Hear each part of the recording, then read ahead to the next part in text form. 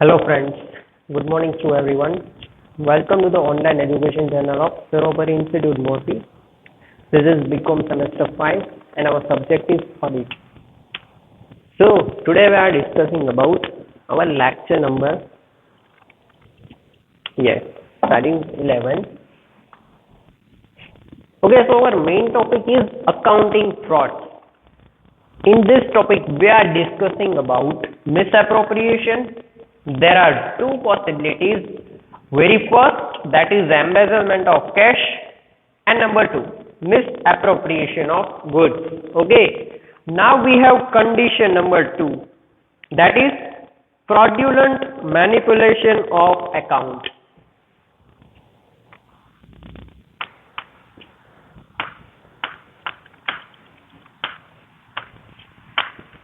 Fraudulent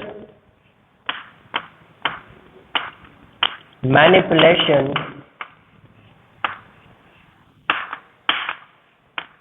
of accounts.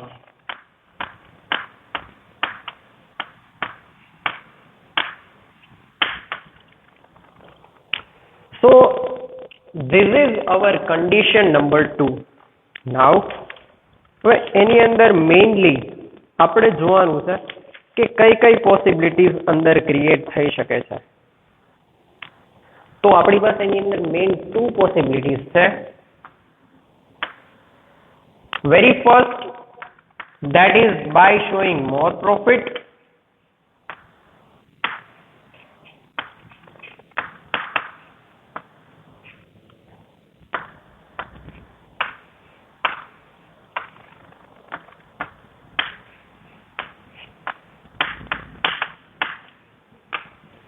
And second condition is that by showing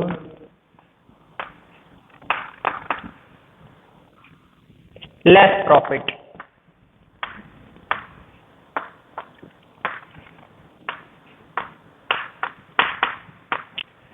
Okay, so we are discussing two conditions. એક છે by showing more profit, એટલે કે વધારે નફો બતાડવો. by showing less profit, એટલે કે ઓછો નફો બતાડવો. ઓકે, હવે એની માટે અમુક આપણને કન્ડિશન્સ આપેલી છે કે કઈ રીતે આ પોસિબલ થઈ શકે છે. Very first, if organizers instead of manager are paid commission on the basis of profit to earn more commission. Commission based profit એક મેથડ છે. કંપનીને નફો થાય તો કે જેટલી વસ્તુ સેલિંગ કરે એના બદલામાં એને કમિશન મળે છે. તો એ કમિશન બેઝ પ્રોફિટ એટલે કે એના પર્સન્ટેજ અથવા તો એના રેશિયો એકોર્ડિંગ જે છે એ પ્રોફિટ ડિસ્ક્રાઇબ કરવો. તો આ જે સત્તા છે એ મેનેજર પાસે રહેલી છે. How to decide the rate of profit on base of commission. તો ફર્સ્ટ કન્ડિશન શું છે તો કે કમિશન બેઝ જ્યારે હોય ત્યારે આપણે પર્સન્ટેજની અંદર પ્રોફિટ એમને પ્રોવાઈડ કરવાનો થાય. તો જ્યારે આવી પોસિબિલિટીઝ હોય ત્યારે આ પ્રકારનું ફ્રોડ થવાની સંભાવના રહે છે. By showing more profit or by showing less profit. તો નફો જે છે એ ઓછો બતાડી દે છે. ઓછો નફો બતાડવાથી શું થાય છે કે એ વ્યક્તિને જેટલું કમિશન મળવું જોઈએ એટલું નથી મળતું અને એના ઓછા પ્રમાણમાં એને કમિશન પ્રોવાઈડ કરવામાં આવે છે. So this is possibility number 1.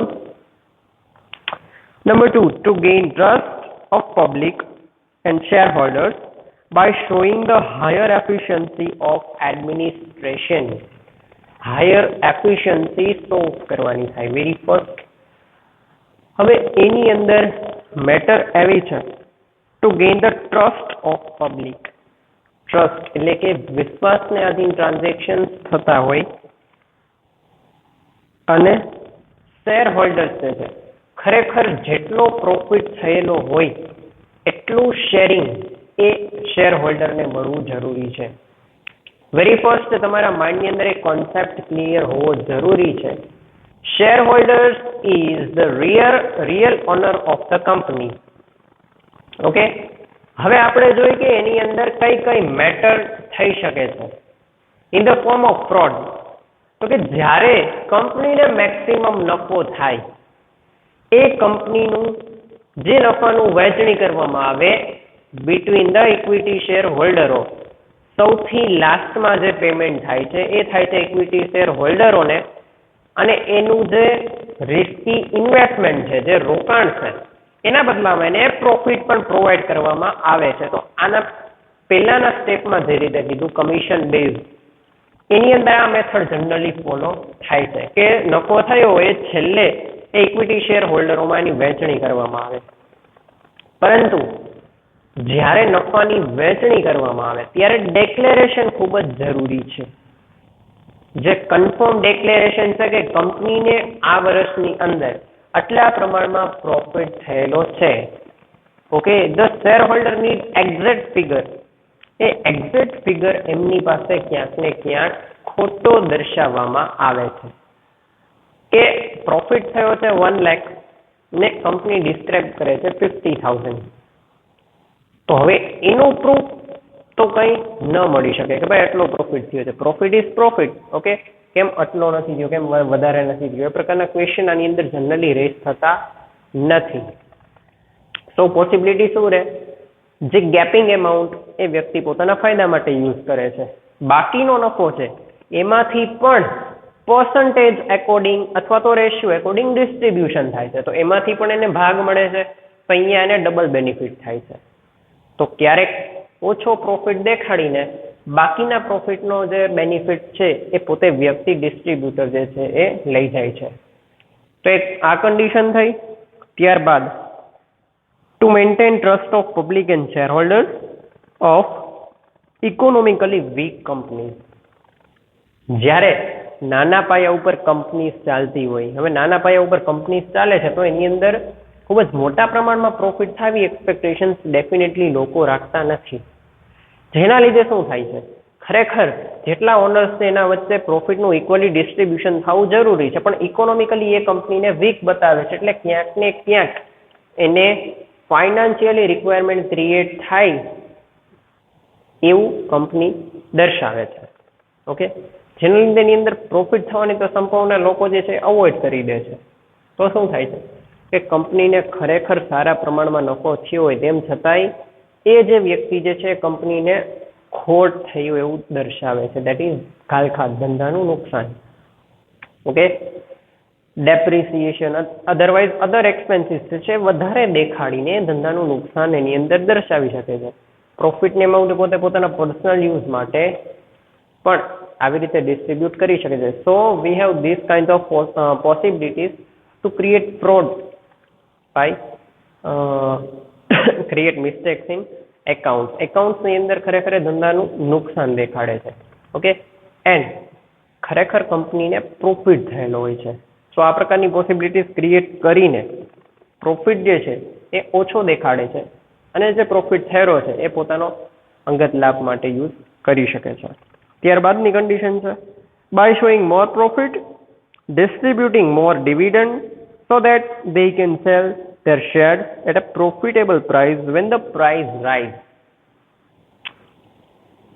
હવે આ જે કોન્સેપ્ટ છે this is related with the share market.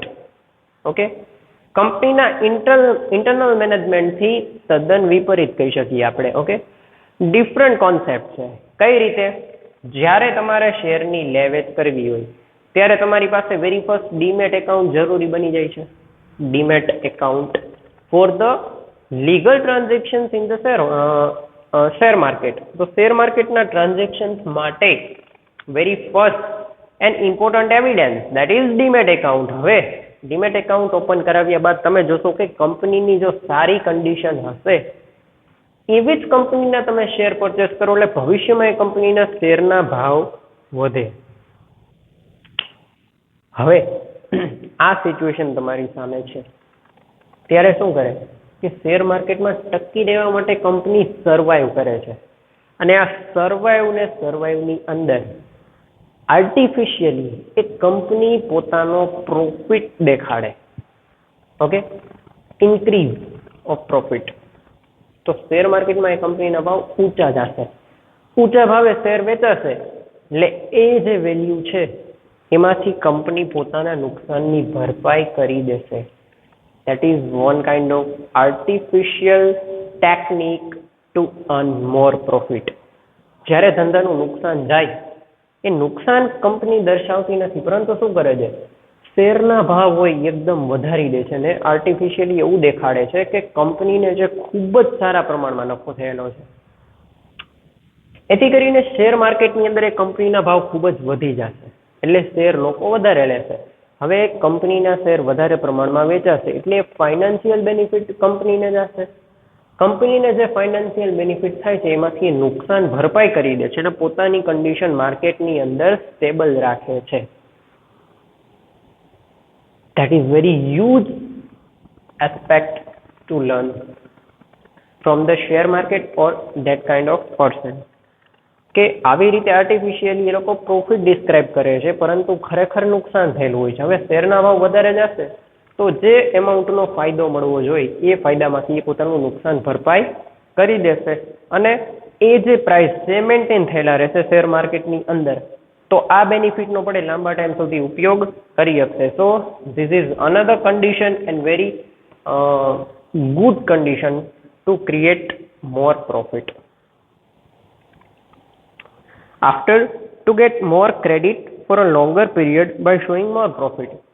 જ્યારે કંપનીને ક્રેડિટની જરૂરિયાત હોય, ક્રેડિટ કંપનીની શાખ ઉપર બેંક અથવા તો ફાઇનાન્શિયલ ઇન્સ્ટિટ્યુશન છે એ કંપનીને ક્રેડિટ પ્રોવાઈડ કરે છે, પરંતુ હવે કંપનીની કન્ડિશન એવી છે કે ફાઇનાન્શિયલી એ બધા પેમેન્ટ જે છે એ કરી શકવા માટે એબલ નથી.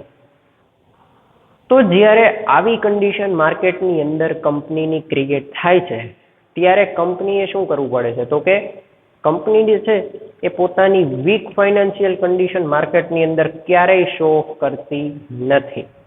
કેમ કે એની પાછળ જ્યારે વ્યક્તિના ઇન્વેસ્ટમેન્ટ કરવા પાછળનો ટ્રસ્ટ, એની કંપનીના જે લિસ્ટિંગ શેર્સ છે એ પરચેસ કરવા માટે વ્યક્તિનો ટ્રસ્ટ એ ક્યાંક ને ક્યાંક ગુમાવે છે.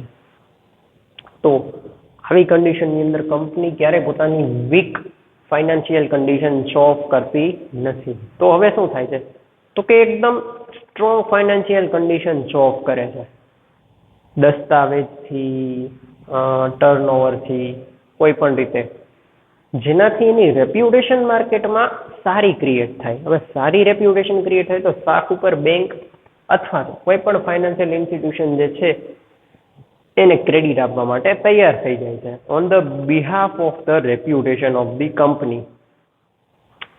તો આવા સમયની અંદર કંપનીને ઇઝીલી ક્રેડિટ મળી શકે છે, એટલા માટે થઈને પોતાની વીક કન્ડિશન માર્કેટમાં ક્યારેય શો ઓફ કરતી નથી. સો કોઈ પણ સિચ્યુએશન હોય, we need to be strong our mind. તો આવી રીતે practicality is different from your thinking level. Next thing, to raise new share capital, attracting purchasers for buying shares of the company by showing more profit. જ્યારે કંપનીને ખરેખર એકય source ફાઇનાન્સના available ન હોય ત્યારે ઉપયોગી થાય એ સોર્સ છે શેર. તો શું થાય છે, કંપનીને વધારે પ્રમાણમાં ફાઇનાન્શિયલ રિક્વાયરમેન્ટ છે. તો હવે કંપનીની શાખ એ કંપનીની રેપ્યુટેશન માર્કેટમાં એટલી સ્ટ્રોંગ ક્રિએટ કરે છે, એનું એક્સેલન્સ લેવલ જે છે એકદમ ઇન્ક્રીઝ લેવલ ઉપર આવીને રાખી દે, ત્યારે શું થાય છે કે લોકોને કંપની ઉપર જલ્દી દઈને ભરોસો બેસે, કેમ કે એની જે રેપ્યુટેશન છે માર્કેટમાં સારી હોવાથી શેર માર્કેટની અંદર જે કંપનીના શેરના પ્રાઇસ છે એકદમ ઇન્ક્રીઝ થઈ જાય છે. એટલા માટે થઈને લોકો એ કંપનીના શેર પરચેસ કરે છે અને એ જે ફાઇનાન્શિયલ બેનિફિટ થાય એ કંપની પોતાના યુઝ માટે, એટલે કે એઝ અ ફાઇનાન્શિયલ પર્પઝ એનો યુઝ કરી શકે છે. That is the sources of collect the finance from the share market to attract the people towards our company on behalf of the reputation of the company. In the company, we are creating good reputation in the market, so people are attracted towards our company and people are ready to purchase our shares. So company will get the more financial benefit. As a result, company wants more financial things to create and increase their business. So એ સમયે આ finance sources જે છે એ ખૂબ જ કામ આવી જાય છે. So this is fraudulent manipulation of account એટલે કે કોઈ પણ પ્રકારની ગડબડ દેખાડ્યા વગર, બરોબર છે, ખાલી શો ઓફ કરે છે, મોર પ્રોફિટ ઓર લેસ પ્રોફિટ, આ બે પોસિબિલિટીઝ ક્રિએટ કરીને ફાઇનાન્સ કલેક્ટ કરે છે, અથવા તો કાંઈ પણ વસ્તુ જે છે એ ફ્રોડ ન કરતા લોકોને શું કરે છે કે પોતાના તરફ અટ્રેક્ટ કરે છે, સારી રેપ્યુટેશન માર્કેટની અંદર બતાવે છે by showing less profit or more profit. તો આ એક સ્ટ્રેટેજી છે. સ્ટ્રેટેજી ફોલો કરીને કંપની જે ફાઇનાન્સ ઇઝીલી એક્વાયર કરી શકે છે. તો આ પ્રકારની કન્ડિશન્સ પણ માર્કેટની અંદર ક્રિએટ થઈ શકે છે.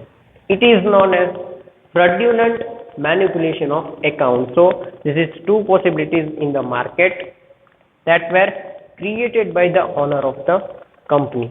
So we have main two conditions. Very first, that is misappropriation. In that we have two possibilities. First is embezzlement of cash and second one is misappropriation of goods. And second one, that is fraudulent manipulation of accounts. In there, that is two situations. First is by showing more profit and second one is by showing less profit. So these kinds of accounting frauds are created in the company and during the audit. Thank you.